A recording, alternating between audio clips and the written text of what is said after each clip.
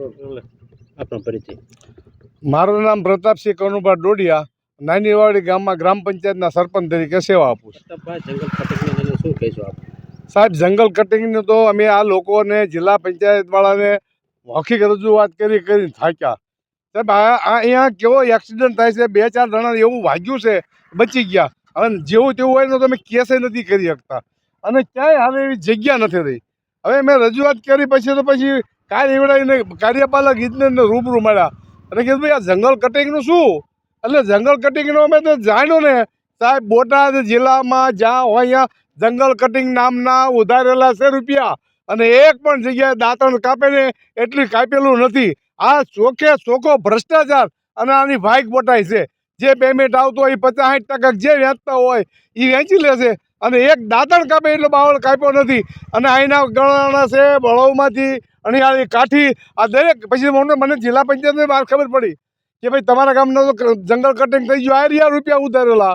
અણિયાળી કાઠીને ઓલા market yard બાજુ road નીકળે એમાં કે કાપીને મેં પૈસા આપી દીધા છે. પછી આપણા હળવદથી અને મિલિટરી રોડ એને કપાઈ ગયા અને પૈસા પૈસા બાકી પાવળ બધે એમના ઊભા. સાહેબ, એક દાંતણ કાપે એટલું નથી કાપ્યું. એટલે આવા પૈસા ઉઘરાવીને વ્યા જાય અને આ લોકોને મારવાના.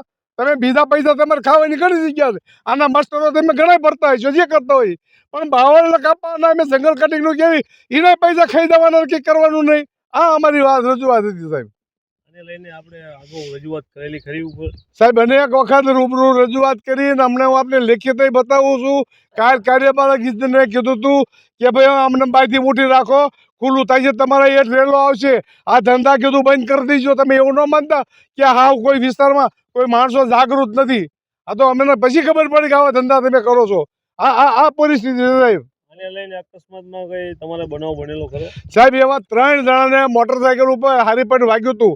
પછી અમુક જગ્યાએ આ ગામડામાં શું થાય કેસ થવાની એની બીકે કોઈ લાયસન્સ ન હોય ને એમને વધી ગયું હોય ને આવું કંઈ બન્યું હોય એટલે કે ઢોરાએ માર્યું, રૂલે માર્યું એમ કરીને અમે સારવાર કરાવતા. આ પોઝિશન અમારી છે સાહેબ.